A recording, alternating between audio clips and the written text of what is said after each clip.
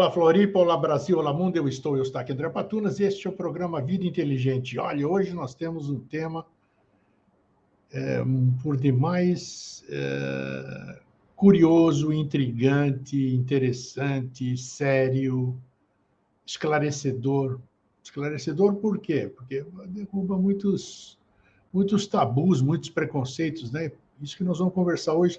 Nós vamos falar sobre as virtudes dos orixás. Mas para a gente saber as virtudes dos orixás, primeira coisa, nós temos que saber o que é orixá. De onde veio esse nome, essas coisas todas. Então, tem que trazer alguém que é especialista nisso, né? E ninguém melhor para falar sobre isso, o nosso convidado, que eu já vou trazer aqui, Flávio Giró. Vocês já conhecem bem, né? Tá aí, ó. Flávio é naturólogo, Flávio é engenheiro, Flávio é geobiólogo, Flávio como é que é? Faz... Pão de queijo. Isso, faz de tudo, faz de tudo. Então, se pegar o currículo dele, acaba o programa aqui, porque ele é um autodidata, ele gosta de pesquisar, então, se for colocar tudo que ele já pesquisou, nossa, radiestesia, radiônica, coisas psíquicas, autodefesa psíquica, então ele. Mas hoje nós vamos focar num tema que ele domina, né? Conhece muito, vivencia, continua vivenciando ainda essa questão. Sem dúvida. E eu quero, Flávio, primeiro é um prazer receber você novamente aqui no Grego, cara, boa tarde, boa noite, bom dia para a tua audiência qualificada. Obrigado pelo convite para falar de um tema que me é muito caro, é um tema é um tema da minha intimidade, inclusive. E, enfim, vamos falar um pouquinho sobre essa questão que tem a ver com a nossa ancestralidade, tem a ver, inclusive, com uma série de questões que envolve até questões de comportamento, de cultura e tudo mais. E eu estou aqui com toda a disposição do mundo para responder todas as suas perguntas. Estou preparado para isso, hein? Me preparei. Vamos lá. Desafio. Vamos lá. Então, primeiramente aí, a questão do espiritismo, da Umbanda, do Candomblé, da Quimbanda, de uma série de outras variantes que tem nesse aspecto das religiões africanas, não sei se eu posso chamar assim. Primeiramente, eu quero saber o seguinte: vamos trazer a origem delas de uma forma sucinta, não precisamos ir profundo. Claro. Vamos trazê-las, como é que surgiu no Brasil, vamos dizer, esses cultos africanos? Bom, a primeira coisa que a gente tem que levar em consideração, Grego, é que nós recebemos do Brasil, através do século XVI, XVII, XVIII, nós tivemos o afluxo através da diáspora africana, através desse contingente de negros vindos da África. Eles vieram de muitas etnias. Quando a gente fala em etnia, no âmbito antropológico, nós temos que levar em consideração três coisas. A primeira é a cultura, os aspectos sociais e os aspectos religiosos. Nós recebemos aqui no Brasil os negros vindos de três grandes regiões da África. Tá? Duas dessas grandes regiões, que foi Benin e Nigéria, eles carregam consigo uma cultura, e essa cultura leva o próprio nome da língua, que é o Iorubá. Então, quando a gente fala cultura Iorubá, nós falamos da cultura, da indumentária, da comida, dos usos e costumes, das relações de interdependência das relações sociais, da religiosidade e da língua. É uma coisa bem legal, que é uma singularidade isso no âmbito antropológico. Você fala lá, você fala do povo americano, fala-se o inglês. Você fala do povo brasileiro, fala-se o português. Você fala do povo germânico, fala-se o alemão, e assim por diante. Eventualmente, você pega a França, francês, tá? Mas, de todo modo, o Iorubá ela trouxe no seu bojo esse aspecto cultural. A outra coisa que nós temos que levar, só para a gente fazer esse desenho primeiro aqui, para que o teu telespectador, eu falo com um pouquinho mais de profundidade nesse assunto, Grego, que eu reputo o teu espectador como um espectador de um nível mais... É o pessoal mais sofisticado. Com além certeza. de tudo, o pessoal mais exigente. né? Então, eu me fico perfeitamente à vontade para apertar um pouco na linguagem, sobretudo porque são pessoas que vão multiplicar esse conhecimento, ou essa informação, talvez, da mesma maneira como nós estamos discutindo aqui. Aconteceram duas coisas que a gente tem que levar que vai culminar numa outra coisa que aconteceu no Brasil, que foi a chegada dos jesuítas aqui no Brasil. Então, nós temos os jesuítas que chegaram no Brasil e depois tivemos os negros africanos. Os negros trouxeram dois segmentos aqui para o Brasil. Eles trouxeram o islamismo, que há muitos negros que eram muçulmanos, que eram do norte da África, ladeado lá pelo Oriente Médio. Não fazia a menor ideia. Grego, inclusive, eles carregavam, eles às vezes estavam nus na frente, nas praças onde estavam sendo vendidos pelos feitores, pelos donos de escravo, eles estavam nus, e os muçulmanos carregavam consigo um pequeno colar com um pequeno trecho do Alcorão no seu pescoço aqui, denotando a sua devoção e a sua profissão de fé. Esse é o termo que a gente usa no islamismo, profissão de fé. Então, claro, junto com esse, ele trouxeram também a cultura deste povo, que, muito embora às vezes islâmico, eram iorubanos. Bom, o que aconteceu no Brasil a partir da instalação da monarquia aqui e o desenvolvimento agropastoril? Nós precisávamos de mão de obra e a mão de obra indígena não era tão potente quanto a mão de obra escrava, que era uma mão de obra muito resistente. A etnia negra ela carrega consigo essa característica da resistência física. Muito bem. E da longevidade. Coisa que o nosso índio às vezes não tem.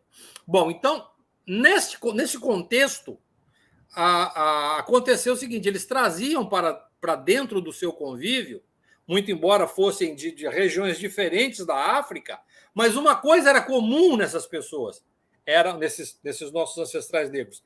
Eles falavam praticamente a mesma língua, diferenciando um pouquinho o dialeto e tal, mas na hora que eles começavam a conversar, eclodia a sua cultura, a sua religiosidade e a partir daí eles passaram nos momentos que não era o momento de trabalho e eles saíam um pouquinho da senzala e iam para a roda de terreiro cantar e louvar os deuses africanos. Opa. E agora eu vou começar a entrar um pouquinho na nossa conversa aqui.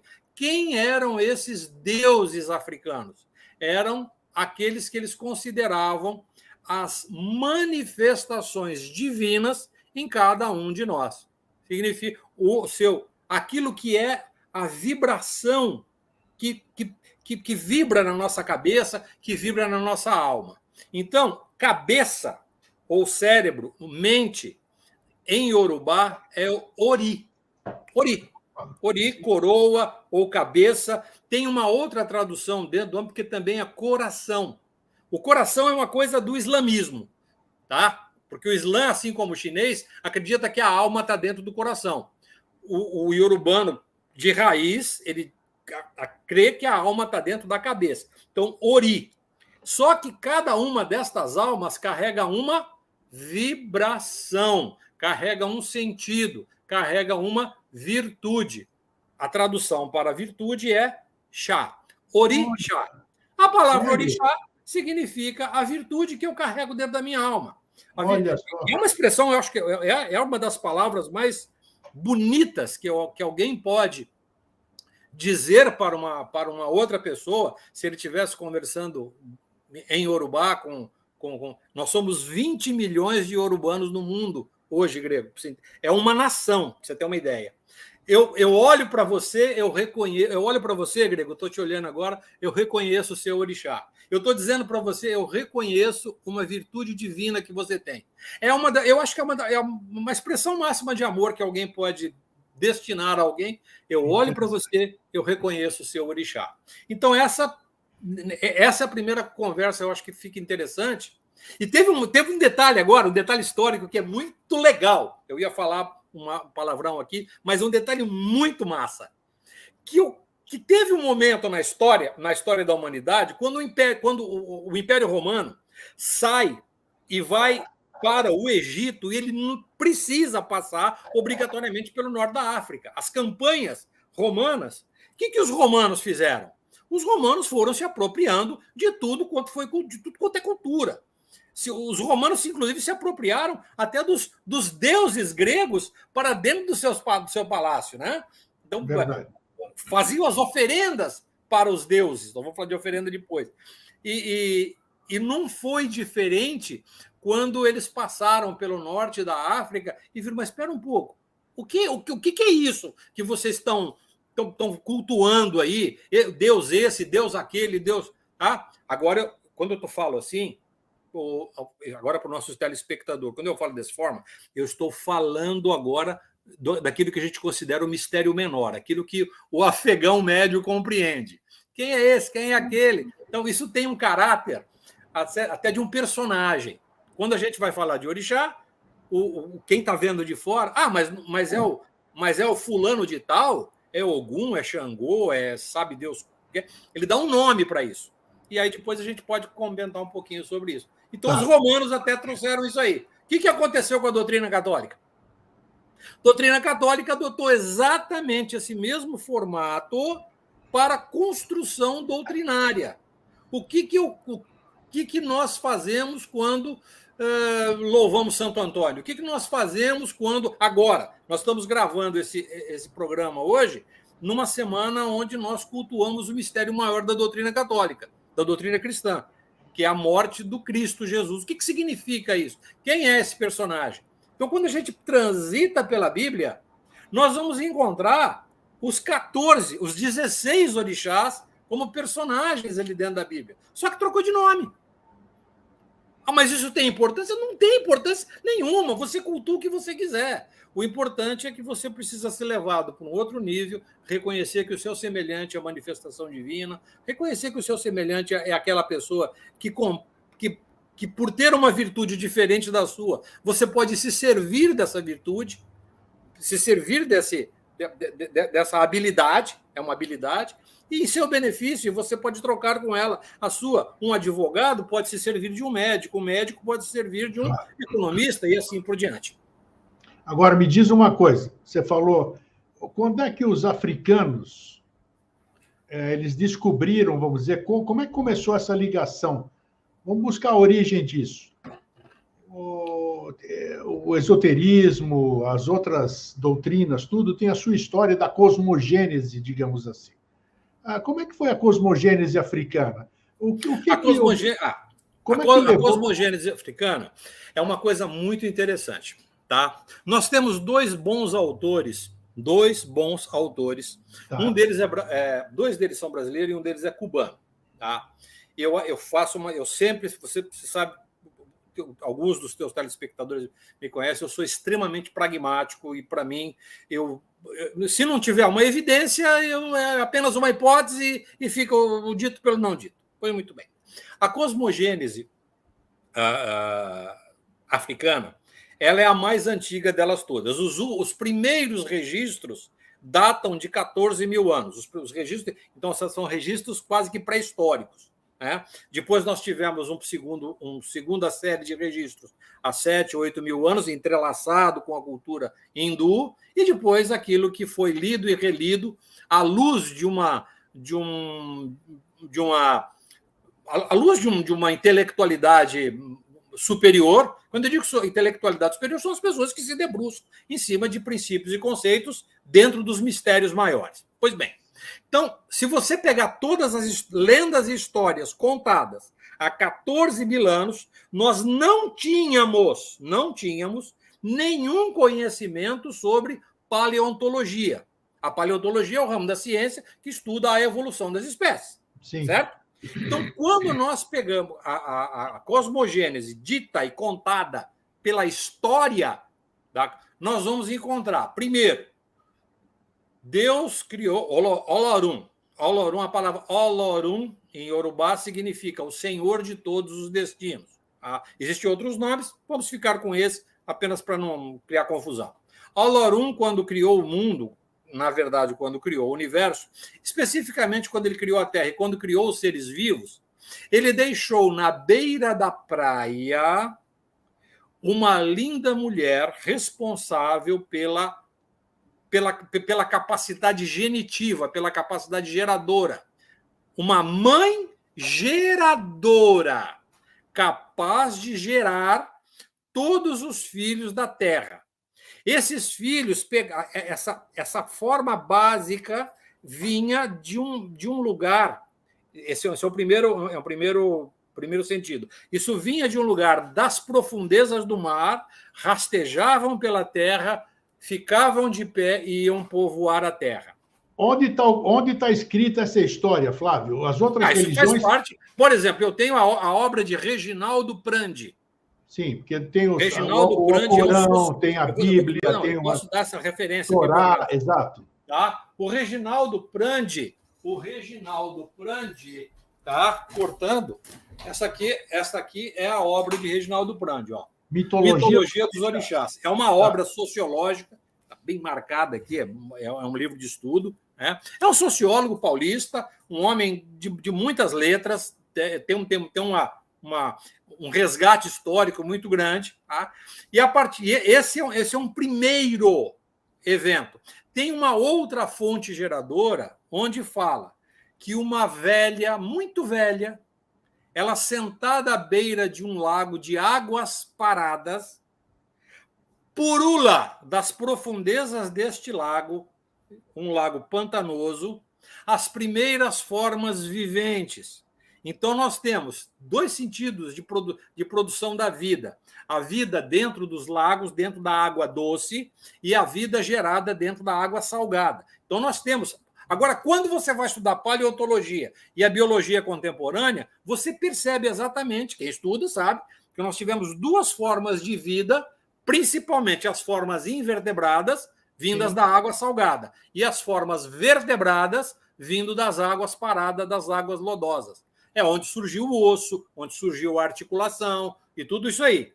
Então, isto é contado há mais de 14 mil anos. Há 14 mil anos, 15 mil anos, 10 mil anos. Isso é contado. Isso a tradição oral vem nos dando conta de quem eram esses comandos divinos. E esses comandos divinos passaram... A evolução humana agora passa por esse viés. A segunda etapa, a primeira etapa é a etapa geradora. A segunda etapa é a introdução da consciência nos seres viventes. Então, o que acontecia? Muitos seres viventes estavam perdidos a gente chama em noite fechada, em selva fechada, em noite de lua nova. É um lugar absolutamente escuro. Selva fechada, noite de lua nova, escuridão total. Essa metáfora na cultura, ela é a ignorância. Então, alguém precisa, com a sua virtude, ser o professor, ser o instrutor, aquela pessoa que vai caçar as almas perdidas da ignorância e trazê-las para a luz do conhecimento. Então, eu já vou desenhar o primeiro orixá, Oxóssi. Oxóssi é o caçador. É aquele que, com o seu saiote de penas, sai em busca dessas almas ignorantes que foram geradas, mas agora ele vai dar a elas o sentido do conhecimento, o sentido do saber, da capacidade de evoluir através do conhecimento. E ele não pode errar. Ele é o caçador de uma única flecha. Então, ele vai... Esse desenho... Bacana. Desenho grego... uma simbologia, né? Isso, não, mas esse desenho era contado de geração em geração para aquelas criaturas que estavam ali na aldeia, pessoas ignorantes, pessoas simples. Elas não têm acesso à alta intelectualidade dos mistérios maiores. Ela precisa primeiro passar pelo crivo do mistério menor, entender que ela precisa sair da ignorância pelo estudo e talvez ela precise de alguém que a ajude. Quem? Alguém que tenha a virtude de ensinar. Quem é essa? O filho de Oxóssi. O filho de Oxóssi é um professor. É o cara que nasceu para ensinar. O cara tem a manha. Essa é a virtude. Então, aí você vai desenhando. Por outro lado... É interessante você falar isso aí. Espera aí, que isso é interessante o esclarecimento. Porque quando você fala filho de Oxóssi, por exemplo, eu já passei por uma série dessas doutrinas. Então, parece que alguém que foi feita a cabeça ou passou por um procedimento e tudo. E aí, não, você está falando que é exatamente alguém que compra a ideia, vamos dizer assim, eu passo a ser filho de Oxóssi, é um professor, entendeu? Ele É um professor, é um curador. Não passou por nenhum processo iniciático, isso que eu quero dizer. Não, absolutamente não. É isso aí que eu quero chegar. Porque a impressão que se tem a iniciação... Você passou por algum processo. Não, absolutamente não. Essa que é a impressão. Eu falo de Oxóssi com muito carinho, que eu nasci de barriga, filho de Oxóssi. E depois eu fui feito. Eu nasci, quando eu falo nasci de barriga, essa foi a virtude divina que me foi infundida. Eu sou honrado por isso. Eu cheguei num momento, em 1975, lá em Ribeirão Preto, na tenda de Umbanda, do qual eu passei pelas minhas primeiras iniciações, eu fui feito para Oxóssi, naquela época, já com essa conotação de barriga. Já nasci assim. Tá? E tem pessoas que nascem com o dom da justiça, são juristas, são advogados, são operadores do direito, tem pessoas que têm uma capacidade tremenda de transformação. Tá? São pintores, são expressões das artes plásticas, são pessoas que têm o dom de transformar as palavras em poesia, as palavras em contos. Então, são pessoas que têm essa capacidade transformadora. Tem pessoas que são os executores da lei, um promotor, um oficial, um policial, que são pessoas que empunham a espada, que faz com que a lei seja cumprida dentro de regras rígidas. E assim as coisas vão... E não necessariamente essa pessoa foi um advogado, um bom jurista, um bom juiz. É muito difícil a gente encontrar isso hoje, mas, de todo modo, a gente encontra bons juízes, eles não necessariamente passaram por uma iniciação num tempo, evidentemente. Não tem nada a ver.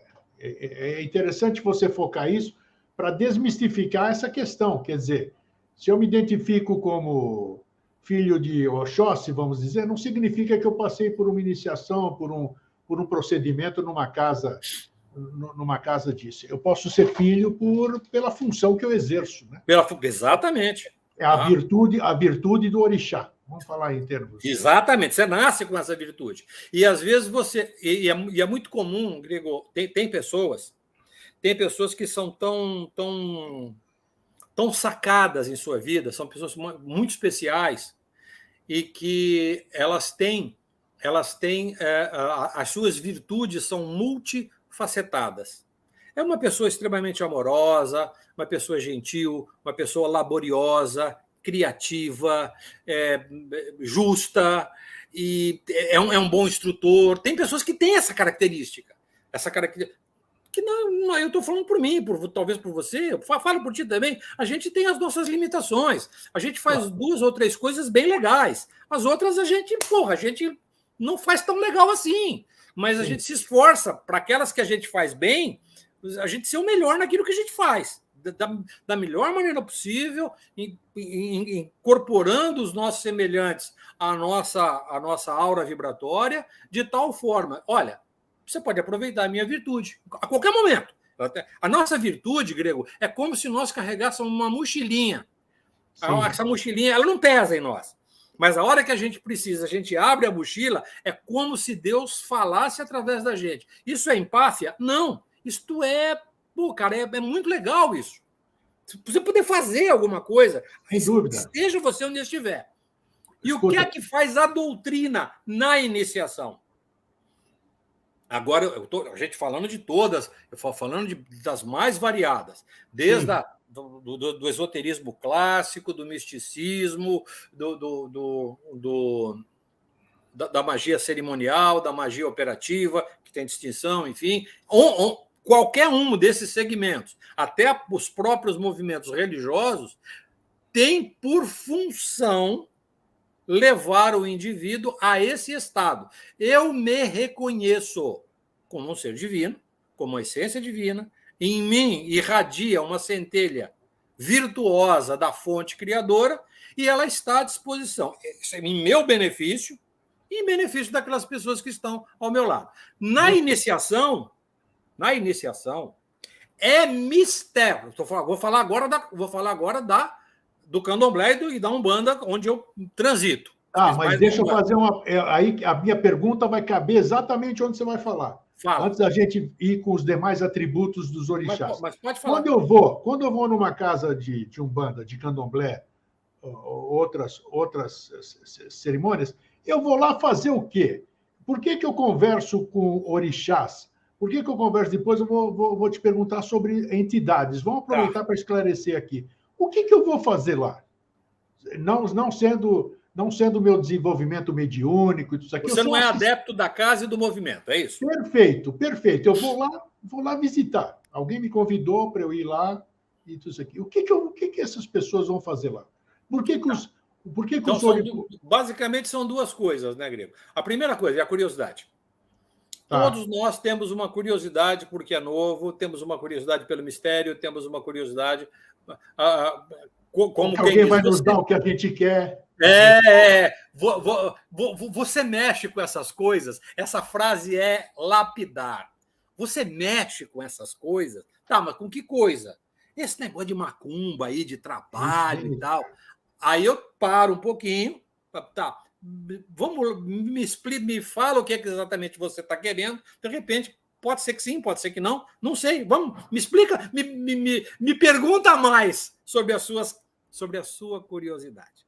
Então, aí, num momento como esse, é importante que a gente direcione estes indivíduos para momentos. Aqui, agora é o momento do mistério menor, que é a celebração, é a magia cerimonial. Magia cerimonial é aquela que você pratica, que você faz, repete, até que você desperta para a parte operativa, que é a alta magia. Aqui embaixo, na magia cerimonial, você vai lá para uma sessão de palestra e passe. É a primeira, geralmente é essa que tem. Lá a pessoa faz uma palestra, fala um pouquinho sobre um tema cotidiano, eventualmente pode até pescar alguma coisa sobre o evangelho, está tudo certo. Né? Fala um pouquinho sobre aquela semana que está sendo uma comemorada, aquele orixá, aquela vibração e tal, e agora vai ter uma cerimônia. Nessa cerimônia, o dirigente da casa, o babalorixá ou ialorixá, a palavra baba era do Yorubá, significa pai, ialô, mãe, tá? Então é muito comum, não é babá. Babá é outra coisa, babá é quem cuida de bebê, tá? Às vezes utiliza essa expressão nos terreiros. Ô babá. O que acontece? Eu vejo aqui, os adeptos aqui tratam a Tânia carinhosamente por esse termo. Ô babá, porque é quem cuida, né? Mas é baba, o acento tônico é na primeira sílaba, baba. Babalorixá é aquele que cuida do orixá, que cuida do santo, que cuida da virtude dos seus adeptos. Então ele vai fazer uma cerimônia e o curioso, o que está passando pela primeira experiência, ele vai ver duas coisas básicas. A primeira delas, a música e a dança. Tem um ritmo aqui. Tem um ritmo. Tá? Uma música e a dança. E depois ele vai ver uma expressão anímica. Não é expressão mediúnica, é uma expressão anímica. A pessoa entra num estado alterado de consciência. Eu sempre brinco com as pessoas. O orixá não dá, o orixá não incorpora.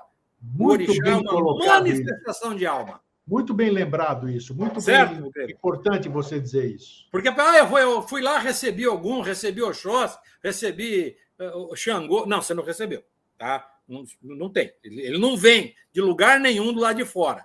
Ele está com você, e aí você, naquela cerimônia, que é magia cerimonial, o canto, a dança, esse ritmo, produz uma dinâmica no seu psiquismo e na sua alma, e você vai dançar de um determinado jeito. Você vai ter um gestual de um determinado jeito. Né? Esse gestual ele pode ser mais expansivo, mais aberto, pode ser um gestual mais contido, mais duro, mais envelhecido, talvez. Isso tudo é tudo muito bem engendrado na magia cerimonial. Todos os nossos ouvintes aqui, todos os nossos telespectadores que são praticantes de magia, eles sabem exatamente o que nós estamos falando. Quando você vai praticar uma cerimônia, você junta todos os elementos na sua prática magística, no seu gabinete magístico, e você repete aquela operação dezenas de vezes, centenas de vezes, até você começar a obter os primeiros resultados. Vamos lá, vamos voltar para a cerimônia. Terminei a cerimônia, é sempre bom ter um responsável na casa que fique ali à disposição, principalmente desse visitante curioso. Então, que bom que você veio, que legal, seja sempre muito bem-vindo. Você tem alguma pergunta a fazer? Eu já dei o esclarecimento para ele antes. O que ia acontecer? Era uma gira de Oxóssi. Ia acontecer tal coisa. A pessoa ia mancar de uma perna. O batuque é um batuque ritmado forte. Ele vai ter grito. Tá? Então, eu explico isso tudo para a pessoa. Então, ficou alguma coisa que você gostaria de perguntar? É natural que a pessoa pergunte. E que tenha alguém da alta intelectualidade da casa. Alguém que tenha o trânsito na alta magia, o trânsito no mistério maior. Vem cá agora. Macrovisão. Falar de forma a pessoa que ela entenda, claro, você não pode subjugar a pessoa pela sua ignorância, pelo amor de Deus, é um crime, mas você dizer a ela, olha, e que bom que você gostou, esperamos que você volte aqui outras vezes. Quando é que vai ter tal cerimônia? Quando é que vai ter tal? Eu fiquei sabendo que na quinta-feira que vem agora vai ter um negócio de gira de Exu. Eu posso vir? É um fascínio! Porque é um trono divino, é uma expressão divina que permeia por todos os orixás. Não sei se você quer falar agora, mas... Vamos esclarecer. Já que você falou em Exu, e tem outra entidade muito conhecida e muito famosa, a Pomba Gira, não sei como é que diz, não sei de onde deriva esse... De onde deriva? Grego, eu não sei exatamente. Eu vou usar de sarcasmo agora. Você me permite? Claro, claro. Me permite? Mas vai sobrar para você, porque você vai mexer na ferida de um monte de gente aí. Não, muito pelo contrário. É um nome muito comum. Grego, seguinte, nós que estamos na lida pedagógica, o teu programa tem uma função pedagógica. Você não está aqui de brincadeira, eu também não. Imagina? Não. O quê? Então, o princípio básico da pedagogia, você vai aprender uma coisa de um determinado jeito. Eu sempre brinco que eu achava que eu sabia fazer macarrão à carbonara, até o dia que eu aprendi a fazer macarrão à carbonara. Eu desaprendi. O que você achava? Eu desaprendi e reaprendi. Eu aprendi de um jeito, desaprendi e agora eu reaprendi. Então, hoje, se você vier aqui e me pedir um macarrão à carbonara, eu faço um macarrão à carbonara à moda romana. Não tem para ninguém. Eu bato um bolão nessa área, velho. Então, fala aí. Quando eu falo de pomba gira, quando a pessoa me pergunta, eu faço uma brincadeira para baixar a bola. Pomba gira deve ser uma pomba com disritmia ou com distúrbio neurológico, uma pombinha que fica girando. É isso que você está me perguntando? Não, é aquele negócio que tem aquelas pessoas que dançam assim, faz uns movimentos sinuosos, geralmente tem a ver com coisa de feminino. Tá, desculpa, para. Você quis dizer Pambu Nidla. Pambu Nidla. É isso?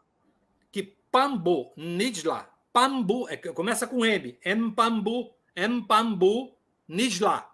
Essa expressão significa caminhos cruzados, entrecruzados, encruzilhada. Então, esse sentido no candomblé, no Yorubá, no candomblé de raiz mesmo, essa expressão que você acabou de dizer agora aí, da coisa que gira, enfim, não existe esse personagem, não existe essa manifestação. Essa é uma manifestação contemporânea que, de alguma forma, degenerou um pouquinho, principalmente dentro do movimento umbandista.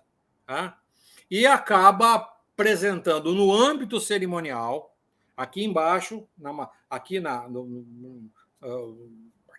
na cerimônia, algumas manifestações que muitas vezes quem está olhando de fora pensa que é bandalheira, pensa que tem a ver com sexualidade desvirtuada, nome feio, aquela bebedeira que entorpece, que deixa embriagado, o cigarro que dá entorpecimento.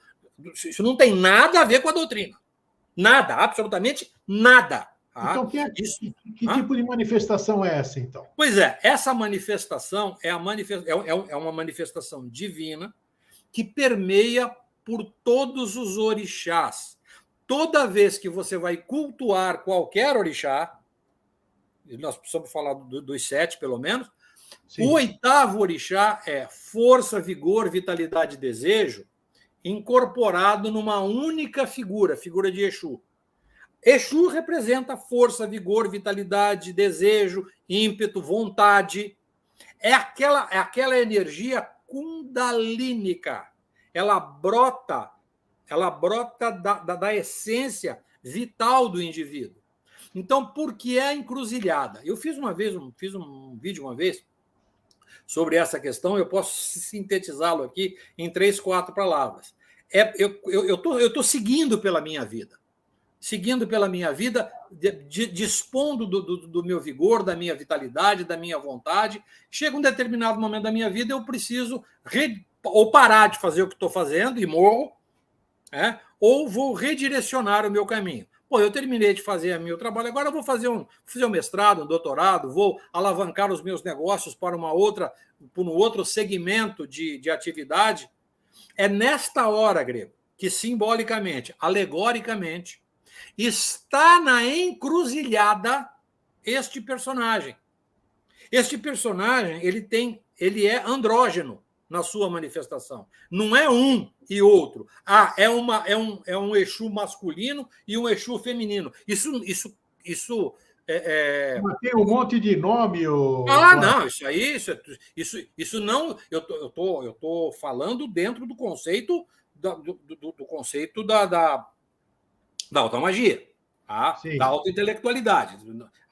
Aqui embaixo, Grego, precisa, às vezes, de transitar com algumas pegadas como essa. A gente só precisa ter cuidado para não sair falando palavrão feito louco, falando aquele monte de besteira, tendo um comportamento anômalo dentro de uma cerimônia e justificar esse comportamento, porque a entidade que está fazendo, isso não é honesto, pelo amor de Deus. O cara vai lá, fala bobagem, se insinua com uma pessoa que está fazendo a consulta, a médium da casa ali, toda recatadinha, mas na hora que tem essa manifestação, ela se insinua para um consulente. Isso não é legal, isso não tem nada a ver com a doutrina. Tá? Isso é um desvio, como em todo lugar tem isso. Desvio anímico. Voltando a essa história da... Oi, pode perguntar. Desvio anímico. Grego, eu posso... São quase... Eu comecei em 75 na Macumba. O que eu posso te dizer é que, na maioria dos casos, é bandalheira mesmo, cara. Se me perdoe, sou sincero com isso, eu falo isso com bastante tranquilidade. Tá? Existem médiuns que têm essa manifestação anímica e não mediúnica de incorporação, manifestação anímica, e a manifestação é verdadeira. Ele traz esse sentido na sua manifestação no momento da cerimônia, bem legal mesmo, tá? Até tem é capaz de dar um nome, ser um personagem naquele momento, né? e dar bons conselhos, boas orientações, a ponto de levar o indivíduo para o próximo nível. É o canal que você está abrindo, né? É o canal que você está abrindo no momento. Você está ali abrindo o canal, tá? Os fins justificam os meios dessa hora.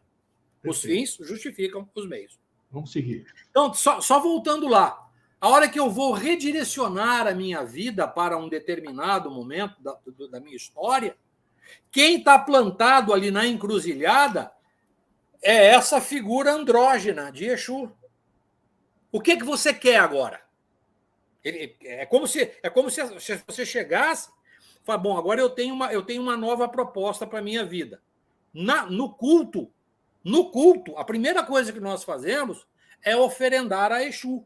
A gente vai para uma cerimônia, é uma cerimônia contida, é uma cerimônia densa no sentido vibracional, é uma cerimônia, às vezes, de muita lágrima, é uma cerimônia bonito de ver, é a hora que você fica frente a frente com essa vibração. É como se você tivesse, né, chegasse naquela encruzilhada e ele vai dizer para você: eu sou esse ser andrógeno, eu sou o masculino e o feminino. Você está precisando de força, de vigor, de vitalidade? É comigo que você vai por esse caminho. Está te faltando desejo? Está te faltando vontade? Está te faltando ímpeto, tesão? Então você vem comigo. Eu sou esse aspecto feminino. Você vem por aqui. A mulher tem esse caráter adaptativo, esse joguinho de cintura. O masculino tem essa coisa mais impetuosa, tanto que toda a simbologia desse orixá andrógeno, ora é flechado, robusto, tem a forma de um falo, de um membro em riste. As pessoas olham para aquilo, mas como? Isso é bandalheira. Como é isso? Um bilau duro? Como assim? Pelo amor de Deus. Ou mesmo a figura sinuosa de uma dama, de uma mulher, pronta para incorporar esse sentido da vontade, do desejo. A hora que você tem isso incorporado em você, caminhe com segurança. Você está abençoado agora. Segue adiante, segue nesse sentido. Essa é a figura. Agora, tem essa idiosincrasia, essa questão de nomenclatura dentro do culto. Mas não tem problema, não tenha dúvida. Claro que tem, sem dúvida. Isso é natural, tá? Acontece em todo lugar. Tem gente. Eu sempre sou um negócio da mecânica quântica, né? Tem a turma dos quânticos, tem a turma dos. Sei lá. Bom, mas isso deixa eles quietos lá. Flávio, eu quero. O tempo já está voando e, nossa, papo bom é assim, né? Eu quero saber o seguinte: os atributos, falamos de Oxóssi, né? E quero saber os demais. Então tá. A gente pode começar pelo começo. Tudo isso que nós falamos aqui, tudo isso que nós acabamos de dizer aqui, faz parte das minhas convicções. Claro. Toda vez que nós falamos de convicção, a primeira vibração que nos vem à cabeça é o ato de crer. Tá. A fé. Tá? Dentro do culto, a fé ela é algo que precisa ser experimentada. O orixá da fé que é Oxalá, no cristianismo está sincretizado com Jesus.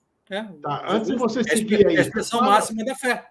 Antes de você seguir, fala das 7 virtudes. Então, quais seriam as 7 virtudes? 7 virtudes. A fé. Tá. O amor. Tá.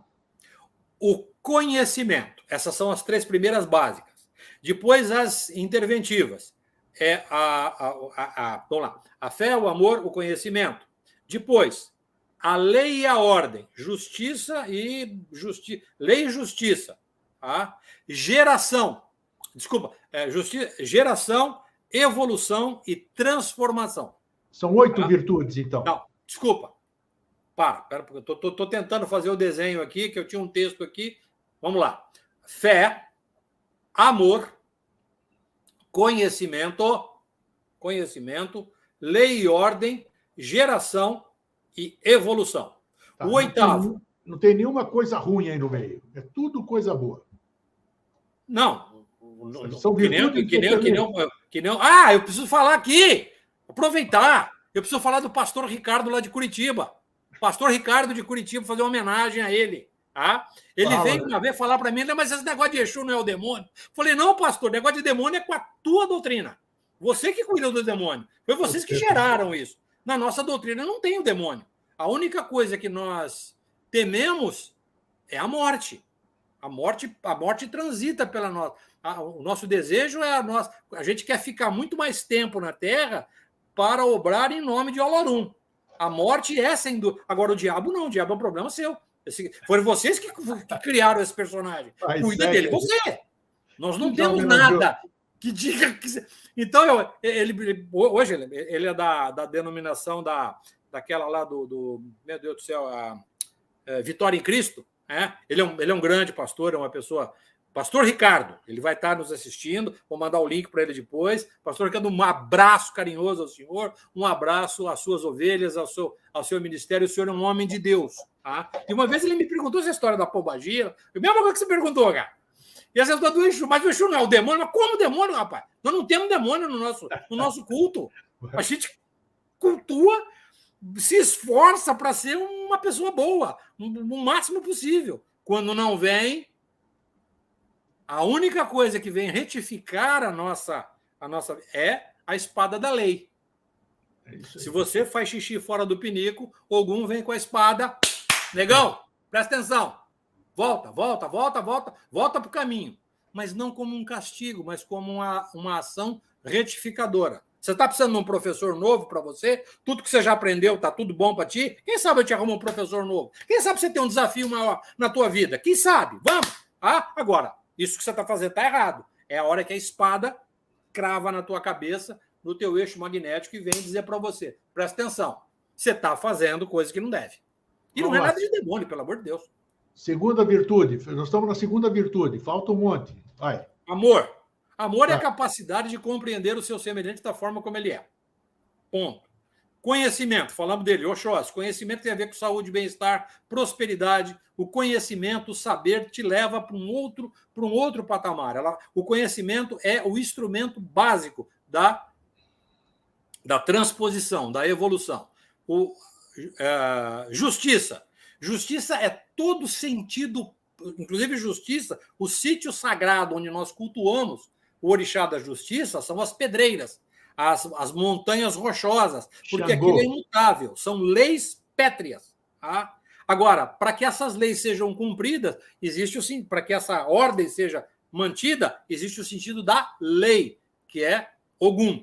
Tá? Depois nós temos a fonte geradora. Você falou justiça. Justiça não é Xangô, que você acabou de dizer? Xangô. Tá, porque você não citou esse é o orixá. Porque como tem vários nomes, às vezes, designativos, então Xangô é o mais popular deles todos, né? Então, o trono do amor é Iemanjá, por exemplo, o trono da geração é Oxum. São os mais conhecidos. São os mais conhecidos e tudo mais. Fazer associação. Ogum é o da lei, Oxum é o da geração, muito embora Oxum também tenha a ver com a questão da beleza, porque a beleza é algo no culto que é algo construído, é algo montado, precisa de a beleza nasce de um útero, a beleza nasce de uma mãe geradora. Tá? Evolução, geração, transformação. Transformação é aquela mãe que eu contei lá no começo da nossa história aqui, é aquele momento em que as coisas acontecem de forma muito lentas, muito devagarinho. A transformação não se dá num piscar de olhos, como o estampido de um relâmpago. A transformação é algo que precisa ser maturado. Gradativo. A uva se transforma em suco de uva, se transforma em mosto, fermenta e vai evoluindo até se tornar o vinho. Isso não acontece no final de semana. Acontece 2, 3 anos, dependendo da colheita, e assim por diante. Tá? E aí nós chegamos no final da nossa jornada, né, que também dentro do âmbito da transformação tem o Baluaê. Tem um outro personagem que ele carrega consigo esse sentido, o sentido da transformação no momento da nossa passagem para a hora que a gente volta à Terra, a hora que a gente volta para o barro, e através desse barro, dessa lama, a lama lá do fundo do lago, que foi moldada por Nanã Buroquê, ou Burocô, essa velha, que ela com o seu ibiri, com a sua mão, ela molda essa forma humana, o ser biológico, e depois ele volta. Tá? Tem autores que dizem que é um Obaloaê, outros dizem que é Chapanã, e afim, mas de uma forma didática, nós temos esses três. Permeia por todos eles Exu. Exu, que é o orixá andrógeno, força, vigor, vitalidade, desejo e vontade feminino. Esse é o truque. Me diz uma coisa, tá? Agora vamos lá, vamos para o... Estamos indo bem, legal, dentro do tempo. Vamos para o culto das imagens. O que adianta eu ter Adianta eu ter aqui no meu escritório, no meu estúdio, uma imagem de Oxóssi ou de Iemanjá ou de uma outra entidade? Isso vai me dar o quê? É normal, vamos dizer, o culto africano? É normal você cultuar imagens também, assim como outras religiões e doutrinas o fazem? Tem alguma representatividade ou é só para lembrar que está lá? Vamos voltar, querido amigo telespectador, você que é praticante de magia cerimonial. Eu tenho certeza que você tem no seu gabinete, no seu local operativo, você tem lá alguns símbolos, algumas imagens que te faz acessar o seu consciente, seu inconsciente sobre aquele... Com certeza. Sobre o sentido daquele. Tá? Eu, quando olho para... Aqui em casa, não, mas lá na casa onde a Tânia é a dirigente, eu quando entro mesmo que eu vou fazer, para você ter uma ideia, ontem eu fui lá, ontem à tarde, eu fui trocar uma lâmpada. Eu fui fazer um ato mundano. Corriqueiro, fui trepar numa escada para trocar uma lâmpada, que estava queimada. Você pode trocar a lâmpada para mim? Ô, Grego, eu não consigo entrar no templo se eu não olho para o altar. E aquelas imagens inspiram para mim, quando eu olho para Iemanjá, o sentido pleno do amor.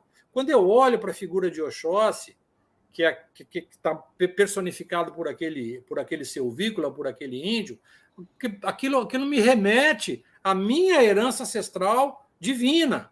Quando eu olho para aquelas duas crianças, aqueles gêmeos, que são tem uma historinha bonita. Eu olho para aqueles gêmeos ali, eu olho, meu Deus do céu, é a figura da saúde, do bem-estar, da saúde plena, sabe, dessas coisas. Mas é porque aí eu terminei, fui trocar a lâmpada e fui embora. É porque você sabe o que eles representam. E a pessoa entra lá e não sabe. Ele pensa que é uma imagem qualquer. Então não tenha. Então não é para ter. É que nem essa história de negócio do Feng Shui. Aí que você decorou a tua casa com todos os adereços da cultura chinesa. É bonito? Não sei, tem gente. Eu não gosto. Eu sou acupunturista há 50 anos, quase. Eu adoro a cultura chinesa, mas eu não tenho nada de chinês pendurado na minha casa. Eu gosto da minha decoração, uma decoração mais branca, mais clean. É o meu jeito. Tá? Agora, tem... não, você tem que colocar uma luminária, uma flauta, um peixe. Puta, mas eu não gosto de luminária, de flauta de peixe. Mas se não tiver, vai atrair coisa ruim. Não é um absurdo isso. É coisa de doido. O culto é exatamente isso. É a magia cerimonial. A hora que você vai para a magia operativa, velho, aí você já tem tudo isso pronto na cabeça. É bater e funcionar. Você está falando uma coisa interessante. Produz a operação independente do que você tem na mão. Você, por exemplo, você falou uma coisa importante aí. Você não sabe o que está fazendo, tudo bem. Por exemplo, tem gente... Você lida com radiestesia e radiônica há éons, digamos assim, né? Eu tenho uma preocupação, eu tenho até vou até mostrar aqui, eu ganhei aqui, mas nunca usei. Está aqui, ó. O quê, né? Grego? Deixa eu ver. É isso aqui, ó. Eu vou ter que dar um pêndulo para você, não tem jeito. Não, você tem que dar um pêndulo para mim, mas você tem que ensinar eu a usar. Porque para mim eu acho que é se eu pegar... Te dá um pêndulo, velho. Te dá um pêndulo de grande. Eu sou um 171 se eu fizer alguma coisa com isso aqui. Com certeza. É claro. É isso que eu quero dizer. Isso que eu quero dizer. Agora, você tem que... Não adianta você ter o melhor equipamento, você não sabe usar, né? Perfeito, perfeito. Isso aí é o que você acabou de dizer. Se eu não sei mexer em alguma coisa, se eu tenho alguma coisa inútil na minha mesa, não representa absolutamente nada. Se eu não souber para que serve aquilo, aí você me dá um presente, me dá uma pedra, você me dá um pêndulo. O pêndulo vai ficar aqui o tempo que eu viver aqui, mas ele vai ficar do jeito que você me deu, porque eu não sei mexer nele. eu não sei fazer isso. Então, ele vai passar a ser um objeto que tem uma lembrança afetiva. Isso, decorativo, nada além disso, afetivo e decorativo. O Flávio me trouxe aqui, uma vez ele veio aqui, me lembro dele porque ele me trouxe esse presente. Isso aqui é um pêndulo dos negócios, umas maluquices que ele faz lá. Não tenho a menor ideia do que seja isso. Acabou. Né? Eu só queria aproveitar, Grego, já que nós estamos falando, nós transitamos o tempo todo no programa pela alta magia. Sem dúvida nenhuma, eu estou feliz de poder falar isso. Desmistifica nesse tempinho que nós temos alta magia. Porque você fala em alta magia, a turma já pensa em... Todo mundo pensa em, Chapeuzinho, Merlin... Não, esse negócio de Chapeuzinho Merlin é magia operativa. Não, aqui tudo bem, mas a alta magia... A alta intelectualidade. Sentem medo até da palavra alta magia. Né? Porque não sei o que é isso. Para mim é alguma coisa que vai me fazer mal, ou vai fazer mal a alguém. Né? Então retiramos a palavra. Nós transitamos com a alta intelectualidade. Ótimo. Não, é uma impressão. Pela alta intelectualidade. Beleza. Tá? Não sei se você concorda comigo, mas sem dúvida nenhuma. Como você tem um público eclético, muito embora seja um público de alto nível, aí o público eclético, você fala, mas como? Mas quanto mais a gente puder esclarecer, melhor. Tá? Então, uma outra coisa que eu acho que deve, só para a gente pontuar aqui, é com relação ao sacrifício. Opa! Tá? Por que dentro de determinada cerimônia há o sacrifício de um animal? Aí, mas por que sacrifica o animal? A gente sacrifica para comer. Como assim? Para comer! Eu ainda pergunto, o que você comeu hoje? Não, me fala o que você comeu hoje. Eu comi um filé de frango com batata frita e... Então, você sabe que o frango que você comeu foi morto com requinte de crueldade? Como assim? Então. Agora, o que significa o sacrifício no culto? Tá? Cada orixá precisa de um determinado tipo de alimento para que ele se manifeste psiquicamente e biologicamente. Tá? Um filho de Oxóssi, por exemplo, é uma pessoa que precisa ter uma grande quantidade de carboidrato disponível no seu organismo, carboidrato de cadeia pequena. Ele precisa ter proteína de fácil assimilação. O que é que se dá para o Oxóssi comer quando está no culto? Dá peixe e milho. Por quê? Porque o milho, o alimento, ele é de cadeia... Mas isso já se sabia há 5, 6 mil anos atrás.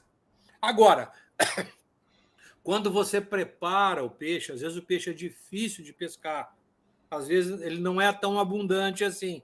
Então, quando você pesca um peixe, você separa aquele material que vai ser comido pelo grupo e um pedacinho desse peixe a gente prepara numa bandeja ou numa pecinha de cerâmica e coloca no altar e faz um agradecimento à fonte criadora, que nos deu a chance de termos o alimento para que a gente comesse e se nutrisse. E mais do que isso, alguém precisou morrer para a gente viver. O peixe precisou ser sacrificado para nos alimentar. E isso, eu dei o exemplo do peixe, que é um exemplozinho mais suave. Sim. Mas isso acontece com... Então, quem é que sacrifica o animal dentro do culto? É o indivíduo que nasceu com a mão de faca. Ele é um filho de Ogum, ele é um cirurgião. Os grandes cirurgiões hoje do mundo, Dr. Ivo Pitangui, por exemplo, um dos maiores cirurgiões, foi feito por Ogum. Era um grande cara que tem a mão de corte. Você não pode cortar alguém e fazê-lo sofrer. O sacrificador dentro do culto, ele tem o profundo sentimento de misericórdia. E no momento que ele está sangrando o animal está submetido a ele e ele está absolutamente... Eu me emociono com isso, porque não é para qualquer um. A criança ela nasce para fazer esse tipo de serviço o resto da sua vida. Ele pode ser o que ele quiser, mas no culto ele só vai fazer isso. Então, quando tem esse negócio que mata, que grita, que não tem nada a ver com o culto, tá? A ação sacrificadora é isso. Eu vou permitir que o axé deste animal ainda permaneça ali, nós vamos prepará-lo, geralmente cozido, e o que sobrou desse animal? Cabeça e pata. A gente vai preparar uma oferenda, enquanto a gente come, nós tudo vamos simbólico, agradecer. né? Tudo simbólico, porque a entidade não Tudo come simbólico. nada. Então, para aquelas pessoas que falam negócio de o que você comeu hoje? Me conta, o que você comeu hoje? Ah, eu sou vegetariano, eu comi cenoura. Ah, tá, mas você precisa arrancar a cenoura, matar a cenoura para comer a cenoura. Tá? E a brincadeira rola por aí, e aí você tem que entrar no...